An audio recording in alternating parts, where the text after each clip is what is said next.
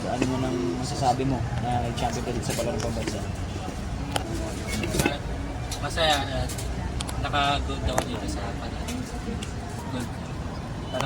Nakatatlo po akong gold ngayon sa Panay. Shot put, long jump, high jump. Ano lang siguro yung inspirasyon mo bakit tinutuloy mong pagsusports? Para sa karir ko. Gusto kong ipakita yung kaya na iba at kaya rin pong gawin ng mga pigapan sa atin. Accident po sa Motor? Anong taon yung grade? 8 months old. Okay. Baby po. Siguro ano na lang yung sunod mo pang events, ano pa yung gusto mo pang maabot sa career mo?